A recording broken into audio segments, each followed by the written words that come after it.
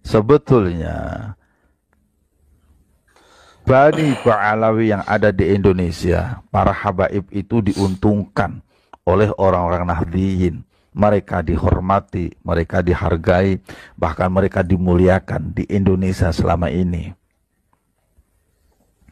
Betul tidak? Bahkan diuntungkan pula dengan kemarin Gutraswala kita kumpul di pesantren Benda Kerep yang memutuskan bahwasanya silsilah Ba'alawi adalah mukhtalafun fih. Sangat diuntungkan mereka dengan kalimat mukhtalafun fih itu. Kalau ikhtilaf berarti bisa iya bisa tidak kan?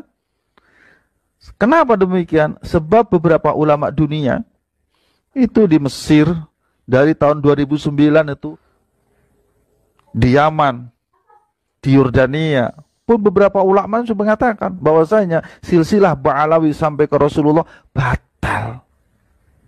Lah kita masih mukhtalafun fi. Enak toh? Ya. Untung saja kemarin itu ketika kita kumpul di Benda Kerep, kita tidak buka kitab Al-Ghuror. Oh, kalau kita buka kitab Al-Ghuror, makin tidak masuk akal tentang silsilah Ba'alawi sampai ke Rasulullah Muhammad sallallahu alaihi wasallam. Ini nggak masuk akalnya di mana? Bayangkan, pada halaman 115 di dalam kitab tersebut,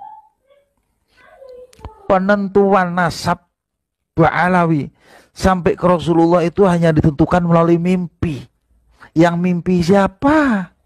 Lalu disebutkan juga di kitab tersebut di halaman 108 bahwasanya ada seorang ulama namanya Syekh Abdullah bin Alwi bin Faqih Muqaddam. Ada seorang ulama, ini juga gak disebutkan lagi ulamanya siapa, yang bermimpi ketemu Rasulullah, menyatakan bahwasanya Ba'alawi adalah dzurriyyah Nabi Shallallahu alaihi wasallam. Terus juga ada di halaman 117 kalau tidak salah di kitab yang sama, Al-Ghuror. Itu yang menentukan penentuan nasab justru melalui orang lain, padahal saudaranya ada di situ. Ada seorang yang datang ke Basrah namanya Ali. Beliau ke Basrah bertanya kepada seseorang imam, seorang qadhi di sana. Padahal di Basrah itu mestinya dia punya saudara, namanya Muhammad dan Husain. Karena Ali, Muhammad dan Husain itu tiga-tiganya adalah putra dari Ahmad. Ahmad itu adalah keluarga dari Basrah. Mereka tinggal di Basrah. Jadi kalau seandainya Ali datang ke Basrah, itu mestinya dia menemui Muhammad, menemui Husain. Dan itu terjadi pada abad ke-6. Menurut saya abad ke-6 itu dzurriyyah Nabi yang ada di situ mestinya sudah banyak. Kenapa tidak menemukan satupun dari saudaranya? Bahkan nanyanya kepada seorang imam yang itu orang lain, bukan dari dzurriyyah Nabi atau bukan dari dzurriyyah mereka. Jadi sesuatu yang menurut saya mestinya tidak ada diajak-ajakan di kitab Al-Ghuror itu. Dan sampean Kang boleh baca nanti kitab ini. Itu yang menulisnya justru dari Bani Ba'alawi sendiri. Siapa? Yang menulisnya itu adalah Muhammad Ali bin Alwi Khidid, yang wafat tahun 960 Hijriah. Ditulis oleh keluarganya sendiri, mengaku sebagai dzurriyyah Nabi sendiri, tapi cerita dalam kitabnya tidak ada satupun yang bisa diterima oleh akal sehat. Bisa dipahami? Alhamdulillah. Jadi sekarang apa masalahnya? Sampai protes, sampai tidak terima, sampai menyalah-nyalahkan. Masalahnya di mana? Kita, sekali lagi, kita masih punya rasa. Di tempat-tempat yang lain mah sudah dibatalkan. Allahumma shalli wa sallim wa barik. Ada lagi yang mau ditanyakan? Kalau bisa pertanyaannya yang lain ya. Kasihan mereka. Kasihannya di mana? Mereka sudah kadung mengatakan ada yang begal nasab. Jika dilihat dari beberapa kitab yang kami kaji bersama, itu yang begal nasab siapa? Bisa jadi pihak orang yang mengatakan begal nasab itu adalah membegal nasabnya sendiri. Sekarang kan tinggal bertanya, bagaimana nasibnya yang nasabnya terbegal? Masya Allah. Kebayang tidak? Alhamdulillah kita masih menjadi orang-orang yang hidup di Indonesia. Masih baik semua kita ini. Allahumma shalli wa sallim wa barik alaihi. Assalamualaikum jamaah goib dimanapun Anda berada. Kita sudah simak bagaimana penjelasan Kiai Abdul Razak LM tentang apa yang terjadi, polemik nasab Habib Pahlawi RA yang ada di Indonesia. Menurut silsilah, menurut kitab di dunia, kelompok mereka adalah sanadnya tidak connect atau tidak nyambung. Menurut penelitian dikaji dari berbagai kitab, dari ulama-ulama dunia, semua sepakat bahwa kabib-kabib yang ada di Indonesia ini nasabnya terputus. Dan mereka mengikrarkan kekabibannya. Mereka adalah menganggap mereka cucu Kanjeng Nabi, yaitu dari jalur mimpi. Ini sungguh di luar nurul kita. Apa yang mereka sampaikan, apa yang mereka gadang-gadangkan selama ini, ternyata hanya lewat mimpi saudara-saudara. Sudah jelas, Kiai Abdul Razak di video ini dengan gamblang menjelaskan dari kitab mana, dari kiai mana, dari kiai ulama mana, kesepakatan ini sudah internasional. Banyak negara-negara yang mengkaji dan meneliti bahwa kabib-kabib Pahlawi RA ternyata nasabnya terputus. Untuk lebih jelasnya, bagaimana penjelasan Kiai Abdul Razak mengkritik dan mengingkatkan kepada Pahlawi dan RA. Untuk lebih jelasnya, mari kita simak videonya bersama-sama. Kalau saya mah tidak yakin kalau mereka akan legowo ya. Sebab legowo itu membutuhkan kekosongan hati, membutuhkan kebesaran jiwa. Sampai hari ini saya tidak melihat rata-rata para habaib itu orang yang legowo, tidak melihat saya. Karena apa?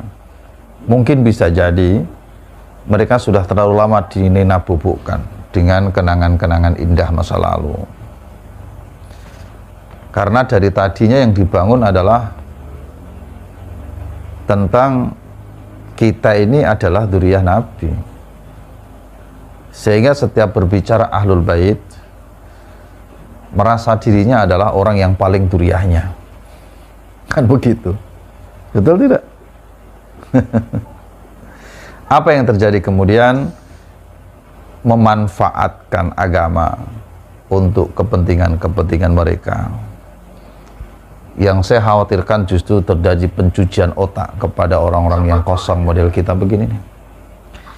Dengan menggunakan doktrin-doktrin atau pembelokan-pembelokan hadis yang berkaitan tentang dzurriyyah Nabi Shallallahu Alaihi Wasallam. Kemudian apa yang dibangun narasinya? Yang dibangun narasinya itu begini nih. Barang siapa meragukan tentang dzurriyyah Nabi, tidak percaya, memutuskan, maka dia tidak percaya adanya aulia Allah, yaitu para wali-wali Allah, yaitu para kekasih-kekasihnya Allah. Nah, barang siapa tidak percaya kepada aulinya Allah, maka dia tidak percaya kepada kebesarannya Allah.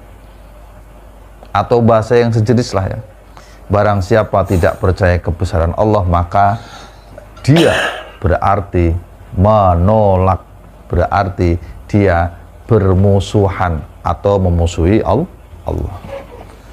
Barang siapa memusuhi Allah, maka dia seolah-olah mengajak perang. Wah, yang diajak perang Allah lagi. Begini nih yang saya khawatirkan. Apa yang terjadi? Ya kelepek-kelepek. Orang-orang kosong model kita zaman dahulu kan kalau sudah di waktu begini kan kelepek-kelepek. Sudah tidak bisa bergerak dan berkutik. Apa yang terjadi kemudian? Kita anggap sebesar apapun kesalahan oknum-oknum habaib itu, kita anggap seperti dimaksum oleh Allah. Padahal tidak ada yang dimaksum kecuali Allah Subhanahu wa ta'ala. Dan yang sampai hari ini terjadi adalah kemudian timbullah perilaku kesemena-menaan dari para oknum-oknum habaib. Kan begitu. Dan yang paling tidak mengenakan adalah ketika mereka menggunakan narasi dan doktrin-doktrin seperti begini. Dari zaman dahulu, para alim, para ulama, guru-guru kita, dari mulai Mbah Syekh Nawawi Banten, kan begitu biasanya. Dari Hadratus Syekh Mbah Khalil Mangkalan, dari Hadratus Syekh Mbah Hasyim Asy'ari, dari Hadratus Syekh Mbah Mun Sarang, kan biasanya begitu yang dipakai, yang digunakan nama-nama kebesaran guru-guru kita, yang kalau kita mendengarnya sudah kelepek-kelepek kita. Tidak ada mereka yang berani untuk mengoreksi nasab para habaib. Ini orang baru kemarin baru punya kitab 1, 2, 3 sudah berani mengoreksi nasab habaib. Kata-kata itu didengar oleh orang-orang yang polos model kita. Apa yang terjadi adalah suudzon, prasangka buruk, seolah-olah kiai-kiai yang meragukan nasab mereka adalah kiai-kiai yang suul adab kepada guru-gurunya. Betul tidak?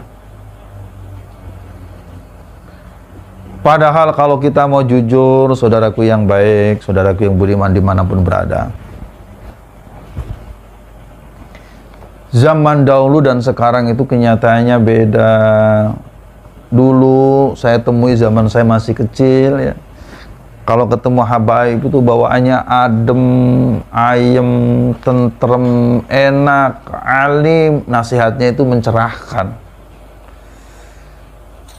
Dulu ada habaib yang di daerah kita itu namanya Syekh Hamzah Asy'ato. Itu beliau saja saking tawadhu'nya kepada kiai-kiai yang ada di daerah, ada di kampung saat itu, enggak berani mendirikan pesantren. Yang beliau dirikan itu masjid untuk berkumpulnya para jamaah untuk sholat bersama. Bukan apa-apa, bukan karena beliau tidak punya ilmu, alim, beliau ini hafidz Quran, tapi karena tawadhu. Susah dibayangkan lah bahasanya kepada para kiai, para alim, para ulama di kampung setempat. Apa yang terjadi? Para kiai, para alim, para ulama di kampung atau di daerah dimanapun berada itu, mereka itu punya prinsip ketawadhuan itu menjadikan hati kita meleleh dan harus dibahas dengan ketawadhuan yang sama, sehingga tidak ada alasan bagi mereka untuk memungkiri, mengingkari tentang nasab mereka. Ditambah lagi dengan sukhrah wal iftadah, mereka sudah meyakini masyhurnya, mereka sudah berhusnudzon masyhurnya mereka itu adalah orang-orang yang alim, yang tawadhu, adalah pantas sebagai dzurriyyah Nabi Shallallahu Alaihi Wasallam. Tapi yang sekarang terjadi kan beda. Mengaku dzurriyyah Nabi, congkaknya melebihi kecongkaan yang paling congkak. Akhlaknya tidak terjaga, lisannya menyakitkan hati, tutur katanya memprovokasi. Tidak enak diomongin lah. Kan semua bisa melihat sendiri itu yang ada di YouTube. Apa yang kemudian terjadi? Ulama-ulama kiwari, ulama-ulama zaman sekarang kan bertanya-tanya, apa benar sih orang model begini ini dzurriyyah Nabi? Ditambah lagi dengan masalah pernasaban itu sudah ada sejak dari zaman baheula. Sudah ratusan tahun, bahkan ribuan tahun yang lalu. Akhirnya para ulama-ulama yang punya keberanian dan alim ulama punya ilmu inilah, mereka membuka kembali kitab nasab dan benar ditemukan bahwasanya dzurriyyah Sayyid Ahmad bin Isa tidak ada ditemukan di kitab-kitab yang tahunnya mendekati tahun saat itu adanya seorang putra beliau yang disebut sebagai Ubadillah atau disebut sebagai Abdullah.